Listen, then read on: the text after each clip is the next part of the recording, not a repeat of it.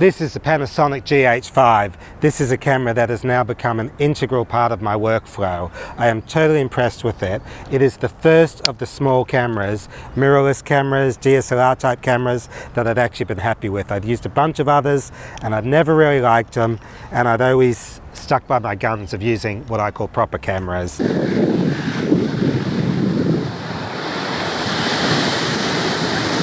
But this one pretty much has it all. First, it's a full broadcast camera, 10-bit 422 in HD, Ultra HD. You might wonder, why do we actually need 10-bit 422? Well, that makes it a broadcast camera. That means you can shoot a program on this and put it to air. Now, I actually haven't sat down and looked at the BBC list of approved cameras to confirm that this is on the list, but I'm just saying, in terms of specification, it's the first small in-your-hand camera that I'm aware of that has it all. And when I say it has it all, you can put a little XLR module on, you can get nice clean audio. In fact, what you're listening to now is actually being recorded on a second GH5, so you can judge the quality of the audio. That's the lapel mic, ECM77 by Sony. So in terms of audio, in terms of pictures, it meets the requirements.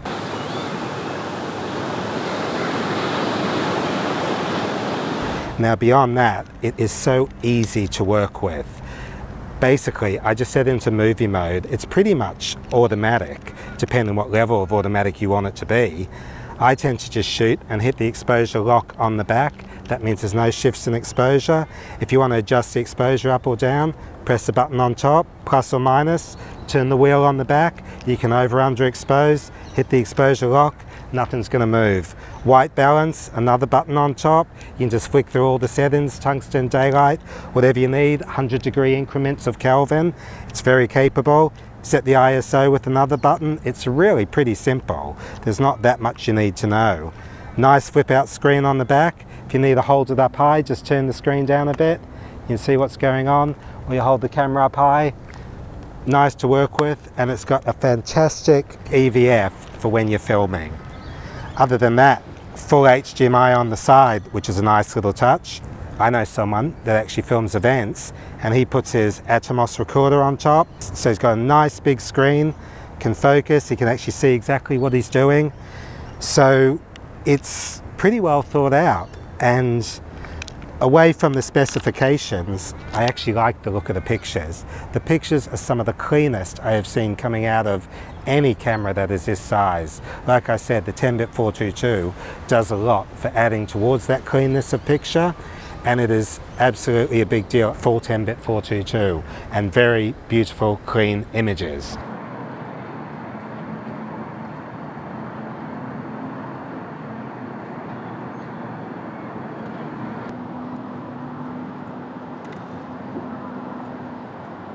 Stabilization. It's got fantastic stabilization. Now, it works between the lens and the body, depending, obviously, which lenses you're using. But the lenses I've got all have internal stabilization, and then there's in-body stabilization, and then there's the more expensive lenses are actually optimized to be particularly good for getting pretty much rock-steady images when you're filming. Now, you use a 12 to 35 lens, which will be equivalent to 24 to 70 field of view in a bigger sensor, in a full-frame sensor.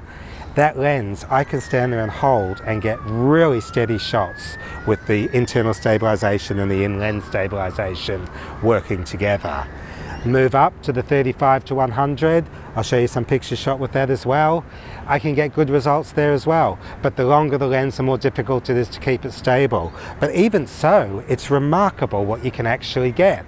And then I've got a 100 to 300 lens, and MFT, as a lot of you I'm sure would know, it's basically you double the focal length of the lens on the camera to get the equivalent field of view in full frame 35. So 100 to 300 would be 200 to 600 mil.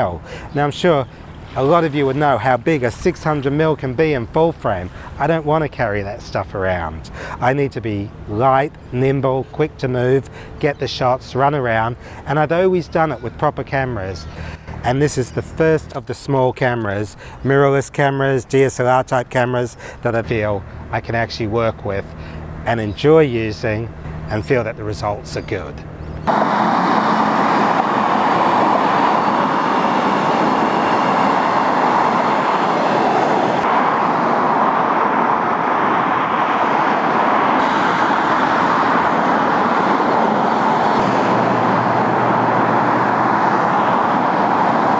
Now, something else that makes a massive difference, this camera is weatherproof. That means you can take it in the pouring rain, you can shoot when you're going under a waterfall, and you can take it in a lot of situations where you might get splashed on a boat, that sort of thing.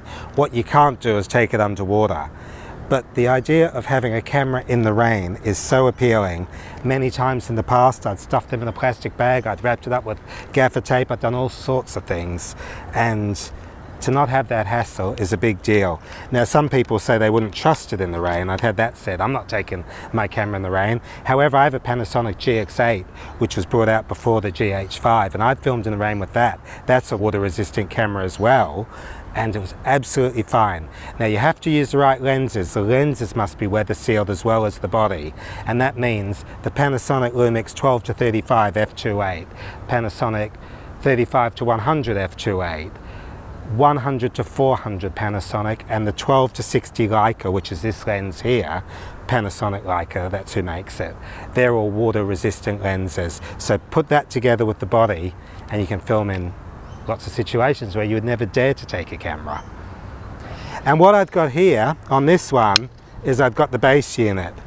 Now the main thing I like about that is that it makes the camera bigger and chunkier to hold, so it's quite nice in the hands. And as I said, the stabilization is so good, you can actually do a lot of handheld with this camera and get really stable results, obviously depending which lens you've got. However, it takes a spare battery, so that gives you double the power. If you want to use it for stills, you can shoot vertically, you've got controls on both sides. It's just a nice thing to beef up the size of the camera for me. I don't really need it, but I like it, and I don't mind having spent a little bit more than £250 to get it, because it completes the camera. And the other thing is, it will take the XLR unit on top, which means you got good audio going into the camera, and that's another nice addition. So, by the time you've put it all together with camera, base, XLR unit, a good mic on top, I can be totally mobile and shooting at seriously high quality, and that's what matters to me. I'm not really hung up on whether I've got a camera that's shaped like a proper camera or whether it's shaped like this.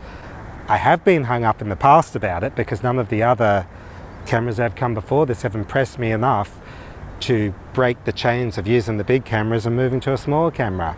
But in this situation, I've got two of these GH5s now, and I absolutely love them. And I love to walk around like a photographer, where you've got maybe a 12 to 35 on one camera, 35 to 100 on the other camera, which again, talking field of view, would be 24 to 70 and 70 to 200 in full frame 35. And you've got two bodies, one over each shoulder. You're very light, you're on your feet, you're quick, you can run around, you can do anything. Now this doesn't mean I'm getting rid of all my bigger cameras. I still use them. It's always the right camera for the right job.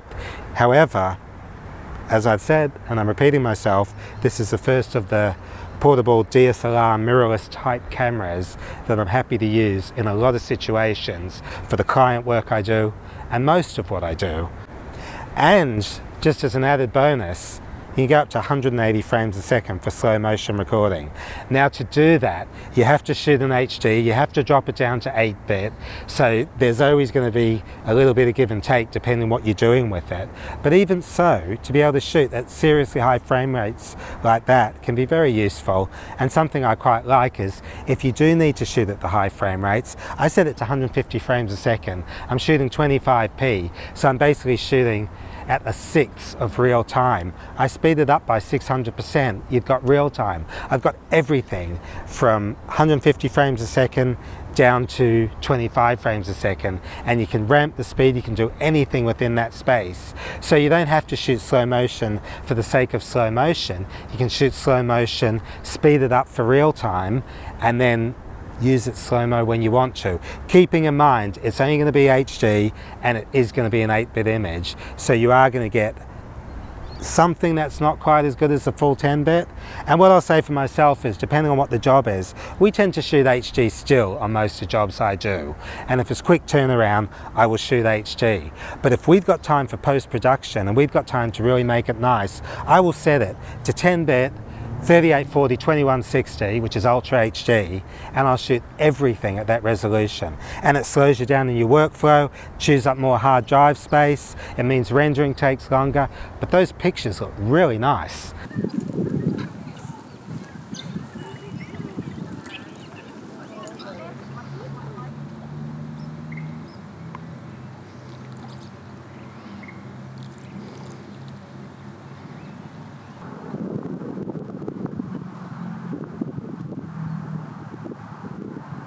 And just to get really excited, the spec of this camera is going to go up to 400 megabits a second.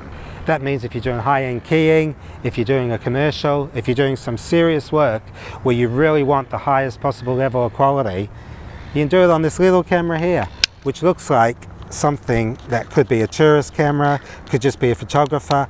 No one knows that you're out doing something quite serious on this camera. And of course, traveling through airports and dealing with customs guys, everyone's got a camera in their bag of some description, so it just looks like another camera. As long as you don't have too many microphones and 8 lenses with you and 6 batteries and a whole bunch of other things and 3 bodies, and they will ask you questions. But I'm just saying you can get away with a lot more, obviously, depending how you pack it and what you take with you.